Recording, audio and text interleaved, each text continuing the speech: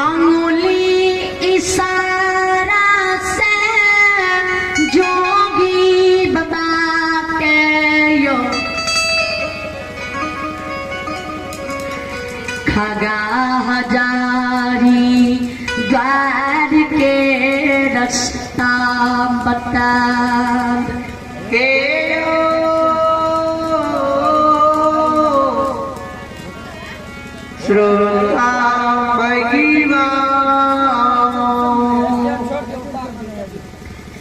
जोगी बाबा के कहोई है हो कारू बाबा छोटे छोटा हवेली पसमन माँ के रोता गांव के बगल में छई द्वार पर असोगा वृक्ष छई चारों बगल से रंग बिरंग की फुलवारी लगलिए माझे दरवाजा पर सुगर के खोहारी नामी नामी कर चीर के खगा द्वार पलारली। उस समय में पासमान भी सुगर पोसे रहे।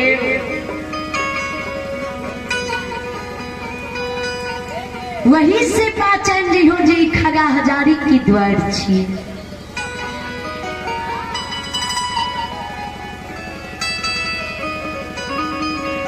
जोगी बाबा कमरत हुआ बानी सोमे वैरोता नगरी भोला दानी के आंगन से खागा हजारी द्वार पर चल गए। बाबा हो छालिए हो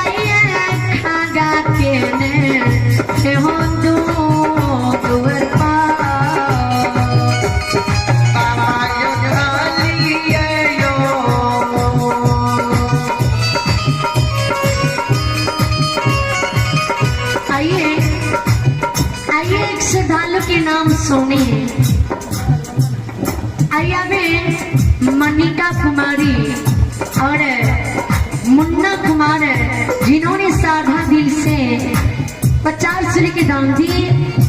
श्रद्धालु के भगवान लंबी मध्य बल बुद्धि की विद्या की बंदा दी। परमात्मा सादा सीरन की जय हो, दानी दाता की जय हो।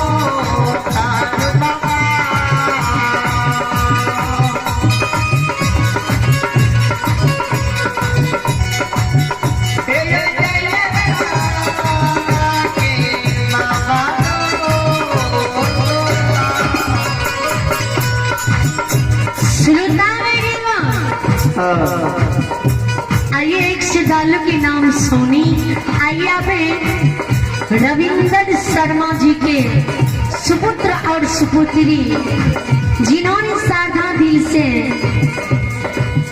21 रुपए की दान दी। श्रद्धालु के भगवान हर मनोकामना पूर्ण करे परमात्मा सारस की रखी। बाबा बोला भंडारी की बरकी। जय हो दानी दाता की जय हो, उनके समस्त परिवार की जय हो।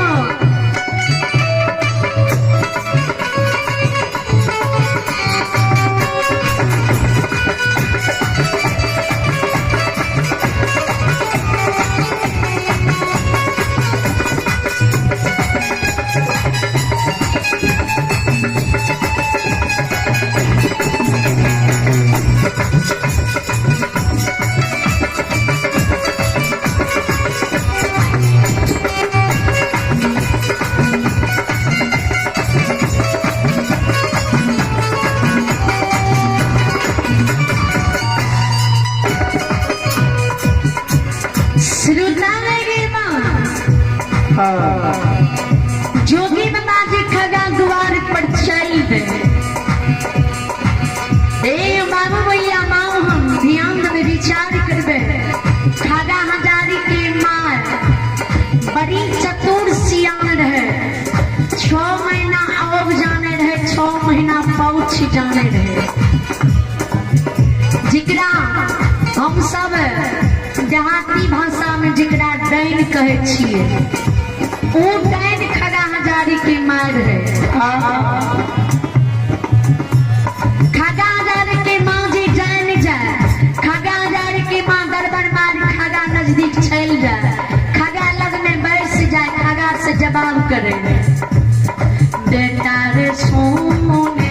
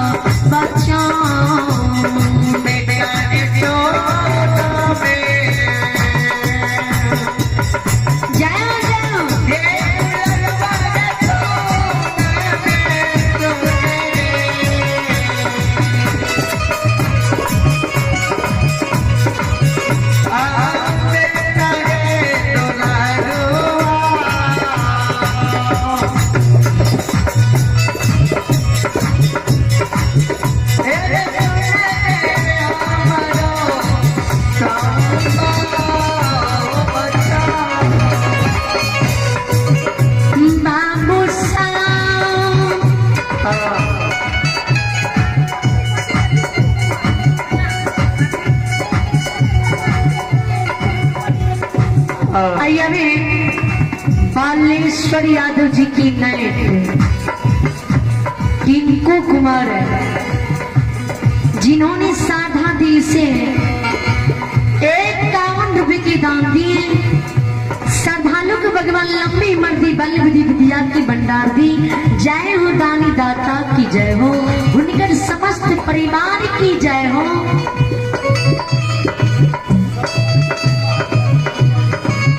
आइया में सरस्वती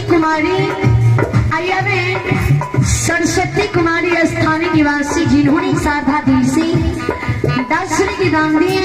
सरस्वती कुमारी को भगवान हर मनोकामना पूर्ण करी परमात्मा सारस की रखी। जय हो दानी दाता की जय हो, उनकर समस्त परिवार की जय हो।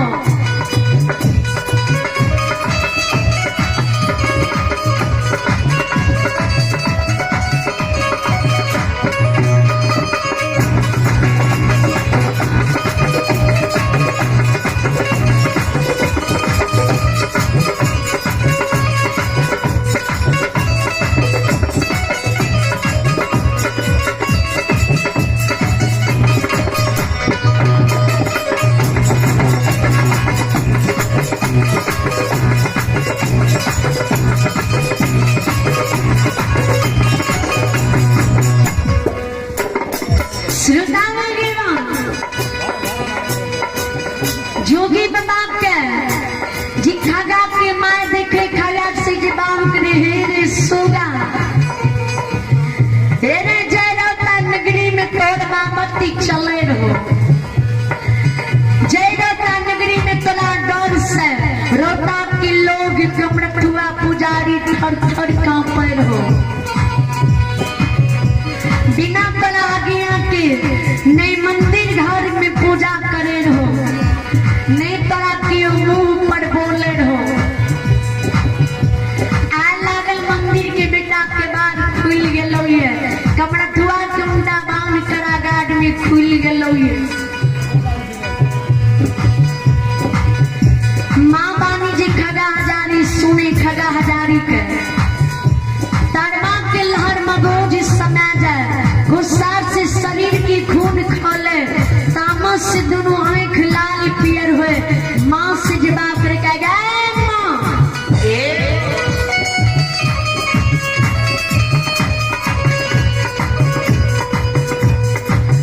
क्या करा यही रोता में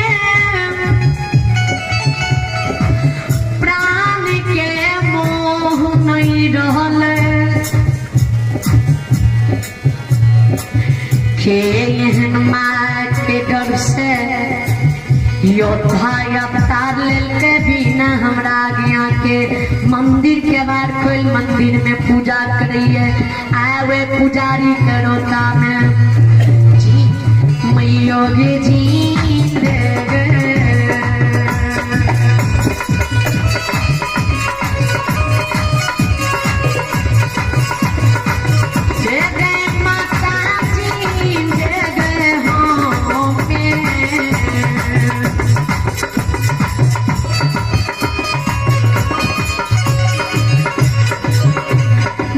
नहीं बगे मामा कपी वरता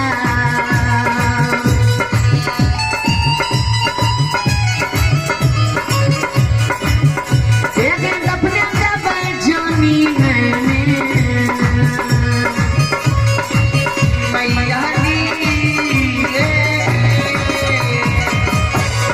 माता के